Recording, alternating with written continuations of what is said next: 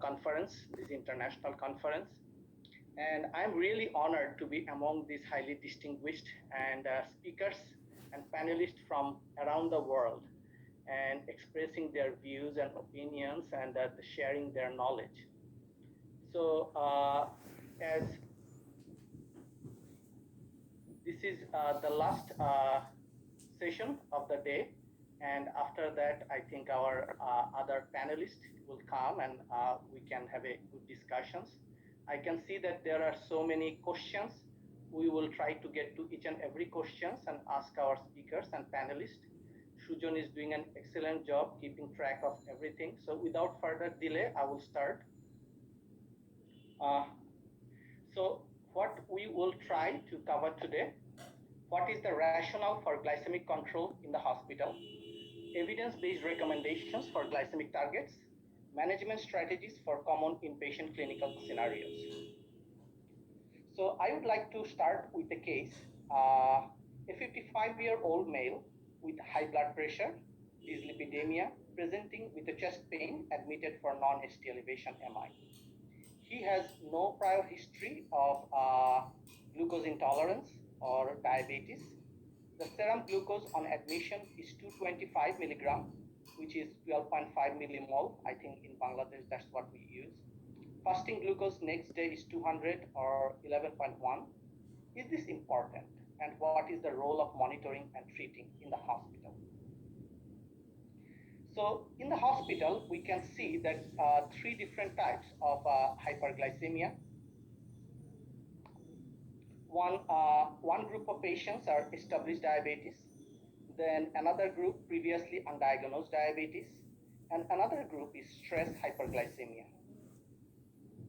So stress hyperglycemia, I want to start from there. That is really important. And what is stress hyperglycemia? The transient elevation of the blood sugar in the acute illness or acute care setting. And the blood sugar becomes normal when the patient becomes well and go home. So there, as you can see from this study, that it increases the increased risk of infection, delayed wound healing, and so many other complications, this stress hyperglycemia. And also, the new hyperglycemia have worse outcomes compared to the previously established diagnosed patients. Now, why this is relevant and why we are talking about it?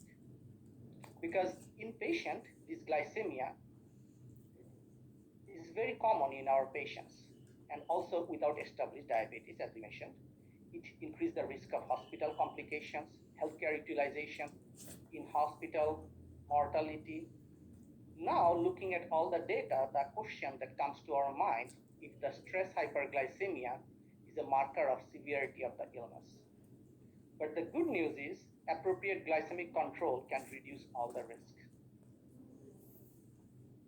So the story really begins that now we are talking about inpatient hyperglycemia in 2001 in Belgium. That the study shows that improved with a tight glycemic control, there are improved outcomes. The study was done in mostly critically ill patient and post-surgical patient.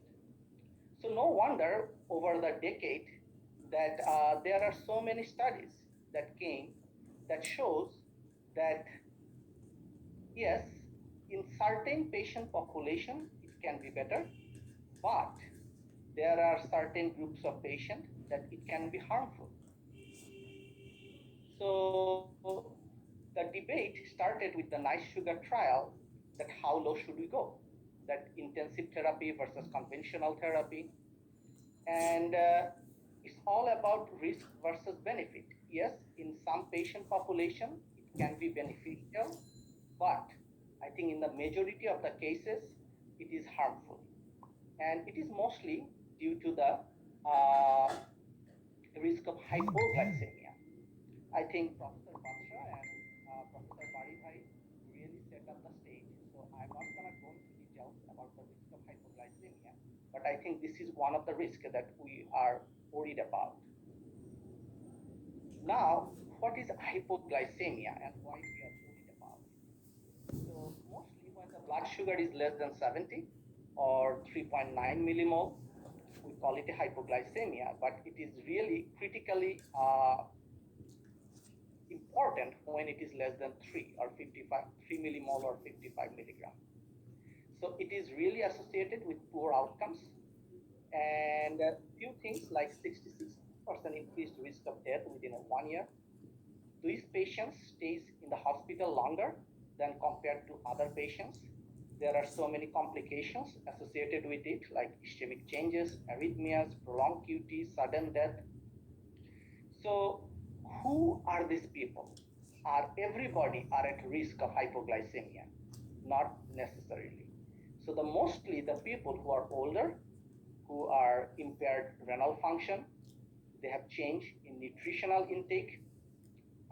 These are the mainly people that who are actually in risk of hypoglycemia. So, to summarize, that there are some benefit in tight glycemic control in some patients, but we need to keep in mind who are the group that are in risk of hypoglycemia. And now the question really begins, or the discussion is, what are the treatments to prevent the sequela of this hyperglycemia? Now, what are the recommendations in checking the blood sugar in the group of people who are in the hospital?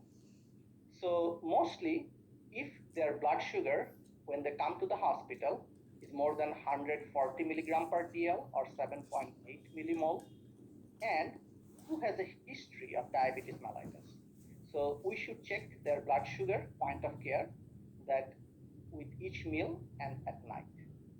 So we really need to check the blood sugar within 1 hour before the meal, that we need to keep in mind. The people who are not eating and drinking, we should check who are not check their blood sugar every 4 to 6 hours. And we should really check their A1C if it is not checked within the last 2 or 3 months. Now, I think my previous speaker, as they mentioned, in different society, they have different recommendation. But the question is, what is the sweet spot?